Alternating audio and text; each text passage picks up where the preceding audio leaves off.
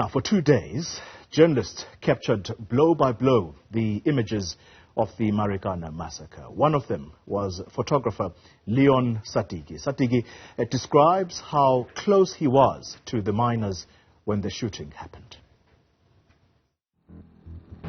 Leon Sadiki is a photographer who took the now iconic picture of the man in the green blanket.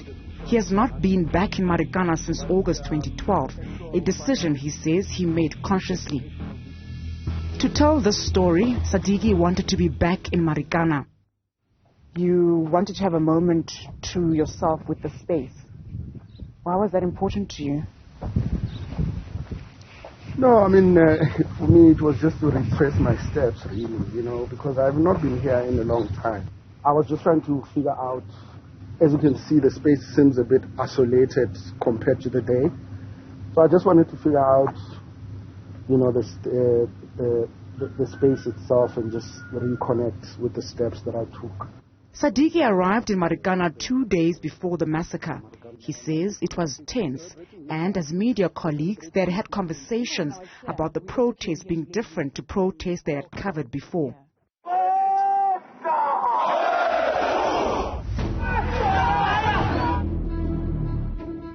When we arrived in Marikana, the entire media community was standing a far distance from where the copy was and where the miners were. And I mean, there were other miners who were not comfortable for us to speak to them. However, the man in the green blanket, Noki, who was one of the leaders of the miners, gave us access, managed to speak to the miners, let them understand that we were only there to share their story, to make sure that the country and the world know the challenges that they're facing.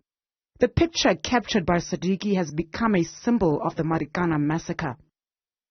That picture I think I took a day before the 16th or the 15th. Noki, who's now we know as the man in the green blanket, and because of the picture that I captured on the day, he was a very kind man, looking at in terms of access for us to be able to speak to the miners and be able to interview some of them, just to hear some of the challenges they were facing. He's the one which some of the miners were not comfortable to have the media in the space. So even when I captured that image, if you look at his gesture, he was basically commanding.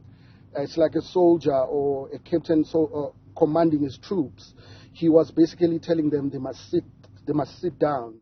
On the day Sadiki was here, this space is now known as Scene 1, where miners were gunned down.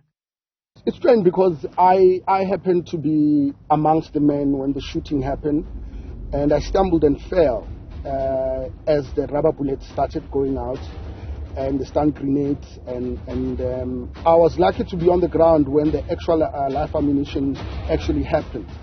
And at that moment, I react. I mean, the sound of a gun sounds different from a distance, but it was a sound that was different to me because I was so close to it.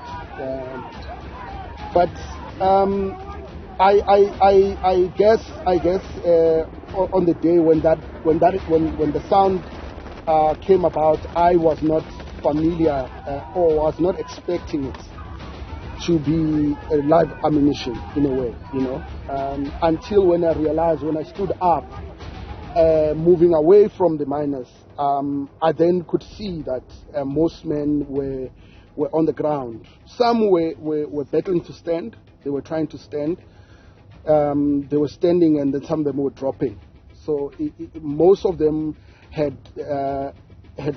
were lying flat on the ground, which it gave me an indication that the police had used live ammunition. I came out here, walked a few steps that side, on to realize that some of the miners were already laying on the ground, and the police TRT force was actually taking position in some of these. They were basically taking position around. As you see in some of the images, the police have circled the area They were also checking for some of them that could have been shot on the other hand. But the actual final destination of these men was here.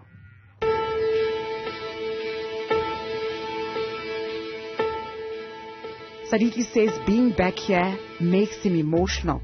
He has also never stood on the Skopi where miners used to gather. Most notably, he says he acknowledges that telling that story has had a long-lasting impact on him. With a lot of protests that I have covered in the past, I'd never witnessed such mass killings.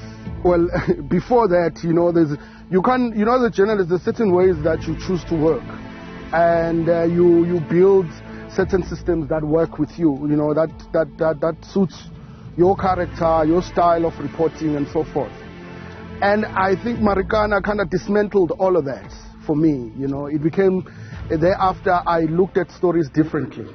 Journalists who covered the events of August 2012 in Marikana captured a very painful and unforgettable part of our history, and it's clear that it left a mark in each of them that will stick with them forever. For Newzroom Afrika on Channel 405, I'm Zikhona Tshona in Marikana.